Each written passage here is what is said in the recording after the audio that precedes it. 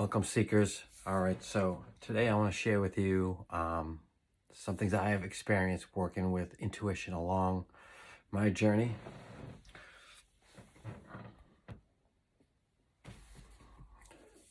So, when you first start doing some spiritual practices, which is being calm, meditating,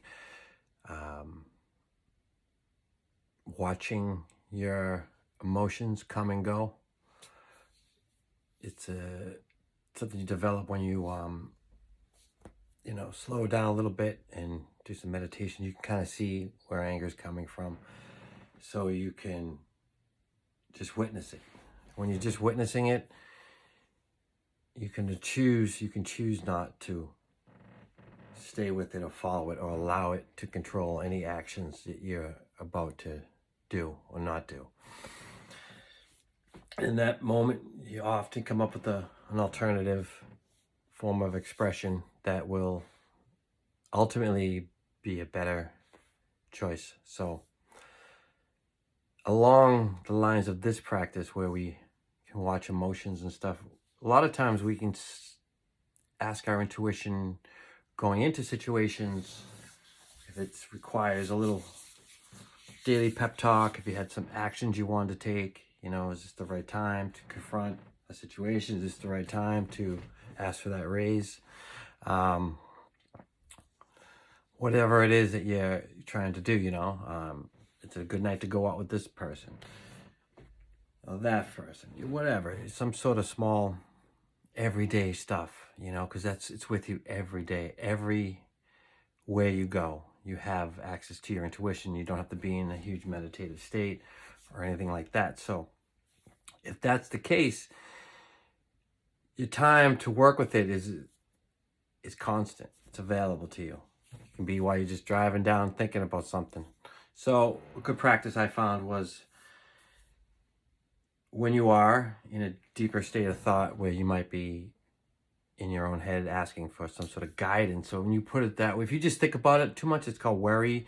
If you're concerning yourself, if you're trying to go through intellectually all the ways you can break it down and to do it, that's a good process. But so when you get a process by using your intellect, where you label the situations that you're about to enter and how do you think you should go forward, you have to ponder upon each of your paths a little bit, and then you get used to how you feel about your body, and you might get a sensation that you notice is like a push or a pull or a good feeling or a bad feeling. So however you began to work with your intuition and how it's kind of teaching you to listen to it, in those moments you can take your sensations, register against the thing, choose. No matter what you choose, doesn't matter.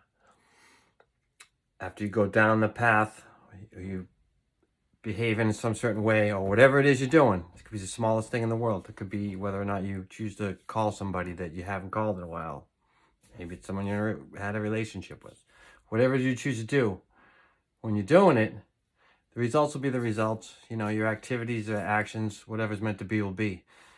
But afterwards, it's a good opportunity to look back at how you ask your intuition, what it is. Go for it. So it's just a checkpoint inside of yourself too afterwards, after experiencing something where you kind of looked for guidance. Is it I should have listened to my intuition, or is it I'm glad I listened to my intuition, or is it all worked out and it felt right? Something inside of me said it felt right. So that feeling you go with next time and the time after that. If you can catch it. It's not always catchable. Sometimes I find in the beginning of working with the intuition, it can be very strong and quite obvious, the answers, and it's almost like you see? Like we can communicate, we can do this is how it kind of works. And then, in time, as you start to cultivate your purpose, whatever it is you're driving for, it's like it knows it's time to get to work, the real work. So beginning of intuition practice is like learning how to work with it a lot, you know? And then once you gather that information, the woo-woo factor is going to wear off as you move forward along your path. Hopefully you've discovered your purpose. Because if you're putting energy in with your intuition into your life's purpose, or what you feel passionate about, what is making a difference in your life and the life of others, will definitely work well with your intuition and push you to a higher level of success. Because the intuition is you. So it's like your inner spirit helping to guide you. And he wants nothing best but the best life experience for your machine you're driving right now and his spiritual life here on earth as a human. I know it sounds deep, but if you look at it like that, I'd work to listen to that little compass that was given to us. I would definitely recommend, yes, I would recommend learning how to connect with your higher self, because it only enhances your life's journey. Now, an awakening process is usually already underway. For everybody, it's a little bit different. Even as you had a huge awakening and all these realizations, you still are going to need to learn how to reintegrate and work with your newfound power within your intuition. It'll help you, but it's good to get information on different practices. Now, if you think about this practice, it's what's known as a mindful approach. Taking a mindful approach. We always hear in spiritual talk, be mindful, be mindful. What does it really mean?